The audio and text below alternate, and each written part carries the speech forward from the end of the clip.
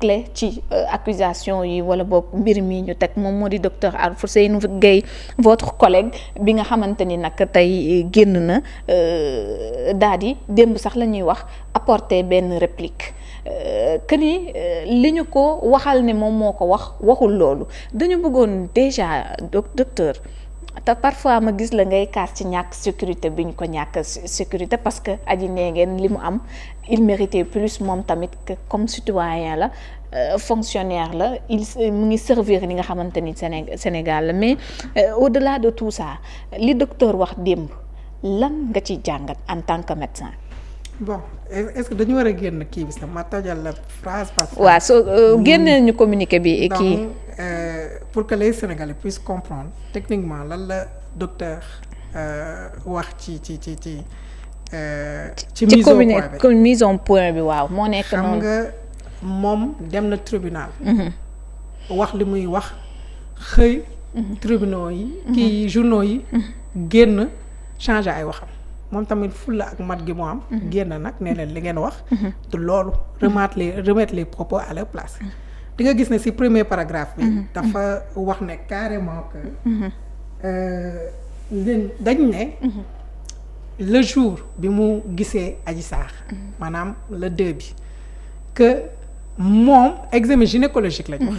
que moom il a certifié la présence de spermatozoïdes. exactement.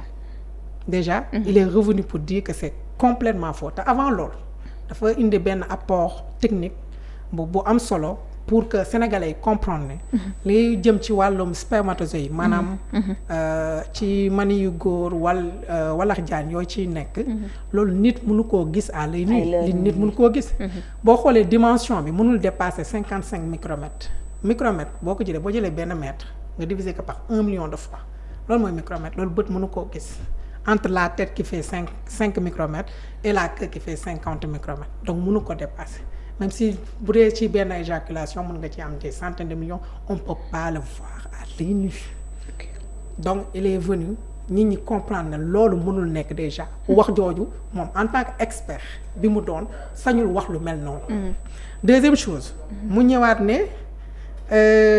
ñoom dañ ne mu ñëwaat ci lu am solo nee na moom mi nga xam ne moo jël ji Adji Sarr loolu dafa am solo li ma bëgg a wax ne moo jëli Adji Sarr c'est-à-dire les heures ou les minutes qui suivent le supposé viol moom médecin bi c'est-à-dire Adji Sarr amul temps dem feneen amul temps def leneen moom si ñi ko njëkk a gis la li mu njëkk a wax mooy d'abord moom état psychologique fille bi interpellé na ko déjà il a trouvé que la fille était très sereine pour une supposée violée déjà deuxième chose bu am solo bu mu wax mooy lors de l'examen c'est-à-dire au-delà de l'état psychologique maanaam une supposée violée on s'attend à ce que mu nekk benn état de choc c'est-à-dire soit muy palpiter bu baax wala muy wax lu bëri wala muy trembler moom gis na ne la fille était très sereine et normale était dans un état normal pour une supposée violée et quand il a fait l'examen gynécologique maanaam bi mu saytoo xale bu jigéen bi xool yaramam xool fi awram yi nee na gisu ci benn gaañu bu bees mooy lésion bi ñu lésion yi muy échymose mooy deretal beeg beneen gaañu wala ay xoosu gisu ko ci yaramu Adji Sarr ci kaw ba ci suuf c'est comme quelqu'un qui essaie de se débattre loolu sax fekk ko ci gisu ko ci la ne moom lenn rek la gis sécrétion vaginale et c'est important gis nga sécrétion vaginale loolu il faut nga expliquer ko Sénégalais sécrétion vaginale muy yow mii di jigéen muy man et cetera ku ñu fi defaloon bilan bi on peut trouver ça parce que c'est-à-dire liquide boo xam ne ci awra moo koy produire à travers certaines glandes et que c'est en fonction du cycle day won carrément ci cycle bi fi nga nekkee aspect bi consistance bi su dee dafa modifié wu on peut passer à des infections ou autre chose exactement donc trouver des sécrétions vaginales n'a rien d'extraordinaire chez une jeune chez même une femme vierge. chez une femme lu normal la lu war di kii. waaw sécrétion vaginale ce n'est rien d'extraordinaire ça peut se trouver chez toutes les femmes à tout moment à chaque heure de l'examen. ça n'a rien d'extraordinaire. léegi ci loolu moom mu ñëwaat ne. moom lenn daf koy répéter lésion ancienne rek la fa gisu fa leneen lu bees. lésion ancienne mu di. de maanaam déchirure jaar bu yàgg de l'humain. loolu rek la fa gis. gisaatu fa leneen lu bees. et que moom nee na li ëpp solo mooy la patiente. elle n'a présenté aucun stigmate maanaam lu toll ni tarfatay ay ni de traumatisme psychologique que physique gisu ko pour une supposée violée ñëwaat na ba waxaat ko ba mu leer. troisième chose mu ñëw. mu ne ñu je rappelle que les prélèvements. faits le 2 février ci Adji Sarr étaient hors réquisition c'est-à-dire ñoom d'habitude quand une personne benn gynécologue wala que ce soit un médecin qui voit une supposée violée. c'est normal que mu def prélèvement c'est-à-dire ce prélèvement qu'il a fait c'était systématique. pour xool nag violé bi kii buroowam wàllu ko ay infection. d'accord. et il y a d'autres bilans yu ñuy def bilan sanguin pour xool nag moom amul woon feebar. avant ñuy jiiñ ne dañ ko wàll infection. donc ce prélèvement boobu mu defoon c'est un écouvillonnage. c'est-à-dire genre coton-tige. et que am na nu ñu koy defee jëli ko. waaw et une chose bu extraordinaire bu mu wax nee na bi mu ko defee sax. c'est-à-dire léegi le prélèvement fait n'était pas comment dirais-je n'était pas bien scellé. scellé wuñu ko. c'est important maanaam denc ñu ko denc goo xam ne. bu ñu demee ba war koo saytu dina mën a assurer une intégrité du prélèvement qu'il avait fait et que les résultats ne seraient pas faussés et que moom dem na sa ba jiiñ ne mënul assurer ne yokkuñu ci beneen substance wala beneen liquide ci prélèvement boobu mu defoon la tëdd. muy xaw a dëggal ni yéen bu ngeen. par exemple jëlee ba noppi mënoo leen xam lii lan la c'est pourquoi il a expliqué que mënoo même bu dee spermatozoïde mënoo ko gis à l'œil nu. non mënu ko gis c'est-à-dire tu peux pas voir mën nga gis sécrétion vaginale bi. wala même s'il y avait un sperme moom nee na gisul sperme gisu ko déjà. sécrétion kese la jël. sécrétion bi rek la jël pour être sûr que cette supposée violée n'a pas concocté d'autres germes. autre que sa flore c'est-à-dire nag amul benn infection bu mu war a mën a am bu mu war a mën a jëlee ki ko war a violer c'est-à-dire loolu c'est un examen systématique qu'il a fait maanaam c'est automatique. pour devant une supposée violée moom loolu la def. troisième chose bu am solo bi mooy le fait que moom mu ñëwaat ci lu am solo nee na. ces résultats qu'on a vu par exemple dans ces débris de PV qui circulent. il parle de présence de spermatozoïdes vivants. Et que ces résultats-là proviennent du prélèvement fait le 2. te moom wax na ne prélèvement fait le 2 boobu mënul assurer sécurité ne prélèvement boobu war na mën a indi certains résultats c'est-à-dire corroborer la présence de spermatozoïdes vivants. ça c'est important. troisième chose bi ëpp solo bu Alphousseyni Gaye xamal ñu aussi. mooy que moom. mënul comment dirais-je sax quatrième point maa ngi kii de. ngay xoolal bu baax kii bi. léegi moom li ëpp solo fi mu wax moom. en tant que sa responsabilité juridique. c'est par rapport à la périodicité du prélèvement qui l'incombe lui juridiquement c'est-à-dire moom nee na prélèvement bi nga xam ne moom moo ko incombé moo mën a assurer wala moo mën a. entériner sa responsabilité juridique mooy ceux qui devraient faire le toit et que leneen lu ñu fi munti waxati moom yoonam nekku ci. engagé ko il dégage ses responsabilités engagé ko juridiquement ça l'engage pas et pour man c'est extrêmement grave mais docteur ñàkk sele boobu est-ce que ça peut expliquer mu xalaatu sénégalais yu bari que à tout moment bu demee ba ci labo ba mën nañu yokk loo xamante ni moom mooy waral au finish ñu ne gis nañ fa sperme. mais lii nii du Sénégalais yi le docteur Alphousseyni Gaye moo ko wax dans son communiqué li ngeen wax nii c'est-à-dire moom mënul assurer na yokkuñu ci benn substance bu ñu ne substance ça peut être tout. ça peut être sperme ça peut être autre chose waaye bañ ko rendre résultat yi moom moo di aji moom li mu génnee am na sperme.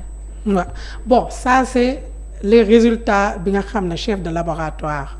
biologique nee nañ ci PV d'enquête bi que y a eu la présence de spermatozoïdes vivants moom lui ce qui moom li mu bëggoon wax rek mooy que dañu bëggoon yàq waxam ne moom mu ngi gis na loolu à l'examen gynécologique et lui il voulait vraiment remettre les choses à plat et montrer que moom c'est pas le cas et que moom li nga xam ne moom ci li mu mën a wax mooy prélèvement yi mu def yooyu mënul assurer sécurité que mën na am et troisième chose mooy bi ñu def le 3 malheureusement ñoom nee nañ dañ ko pertoon dañ ko réeraloon ba pare indiwaat ko donc y a eu beaucoup de cafouillage pour un dossier de viol quand même nga xam ne pour un dossier de supposé viol et que chaque personne imagine que c'était un viol boo xam ne c'était vrai et que nit ki mënul ñëw en tant que patiente ñëw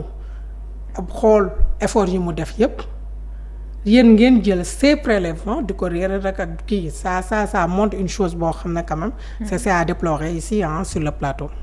mais docteur comment ça se passe ndax bu par exemple docteur Alfousseyni Gaye jël prélèvement ba noppi dafay cibler benn laboratoire bu ñu ko war a mën a yóbbu wala boog ñooy xool fu mu leen neexee ñu yóbbu ko fa comment ça se passe. non mais bon benn affaire dafa am aussi. L'hôpital Grand Yoff c'est un grand hôpital. Oui. Donc il a un laboratoire. Donc quand il a fait le prélèvement un agent de santé moo ko transporté au niveau du laboratoire soxlawul muy génn. waaw dans ce cas précis noonu la demee. d'ailleurs loolu la wax sax benn agent de santé moom moo koy jël mais bañ koy def du càkkuteefu gendarmerie wala benn autorité boo xamante ni ñoom ñoo ne nañ defal la femme violée lu jëm ci examen yooyu. loolu laay expliqué. moom la ñu gis koy def c'était juste une comment dirais-je benn maanaam protocole la daal. parce que y a un protocole devant une supposée violée. donc moom jàpp na ne dafa war a xool nag kii ñu violé kiiwul amul ay infection. c'est juste dans ce but la defee ce prélèvement. alors yéen seen position actuellement parce que dafa mel ni docteur li ko xawoon a tiitloo ba mu toogul ci dëkk beeg yooyu ba nag ni si itam dafa mel ni stade boobu la nekk yéen seen position par rapport ak état bi mu nekk lan lay doon. non ak seen taxawaay ñu ngeen ci xaar. bon ñun li ñu mën mooy ñaawlu ko comme je pense que ñaawlu ko dénoncer ko et je pense que aussi les syndicats qui doivent se charger d'assurer quand même la tranquillité et la sécurité de leurs membres ñoom ñoo ci war a gën a ñun en tant que politique ce qu'on peut c'est dénoncer ça et depuis lors on le dénonce parce que quand même un agent de santé qui a apporté tant d'expérience dans une structure quand même pas la moindre fii ñii ci Sénégal donc kooku noonu bu ñëwee doxal dëgg kooku dañ ko war a sargal ériger comme modèle mais pas quand même di ko bunduxatal. dafa am lu am solo luy ñëwaat nii sama xel parce que au sorti de ce procès son avocat dafa am lu mu wax mu ne waaw absence de lésion bi ñu ngi koy wax entre autres mais fu ñu yàgg a jaar ko xam te ni violé nañ ko juróomi yoon également bu ñu fa jaaraatee mun na ñu bañ a gis benn gaañu wala mbir moo xamante ni war na mën a wane ni viol moo ngi fa d'autant plus que clientam elle était sous menace. Non, en fait, il faut l'orifice vaginal là. C'est pas un trou qui attend. Waaw, c'est pas que c'est virtuel, ça n'existe pas. C'est-à-dire ce sont les organes dañuy tapisser au moment nag de l'excitation et que si le nit si le muscle am yi di bàyyi muy produit quand même benn liquide buy faciliter la pénétration. Bon, excusez-moi du terme mais dañuy jàngale.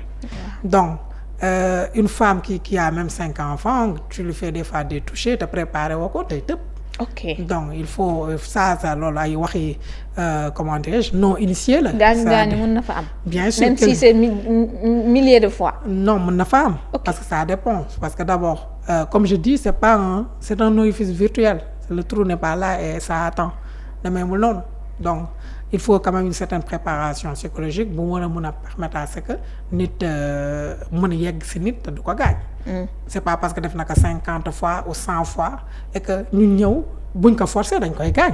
quand même dañ koy gaañ bien sûr et que comme loolu quand même il faut pas que la partie adverse quand même mu bëgg def loolu ci xelu. sukkandiku ci parce que moom. non droit boobu la moo sukkandiku si nekk mën na expliquer. c'est-à-dire une femme non excitée qu'on force qu'elle ait fait 100 fois des rapports sexuels elle peut être blessée. ok elle peut être blessée ça moom loolu moom dafa war a leer. elle peut être ça n'a rien à voir avec le nombre de fois yu mu def. tout dépend de son stade d'excitation. D'accord alors docteur ci beneen point muy di hier la sortie de Ousmane Sonko annoncé na ne benn caravane de liberté lay woote jugee Ziguinchor ba woon a ndaw ñi ngir ñu ñëw foofu ndax jàppoo ne nag ak fi réew mi toll ak fi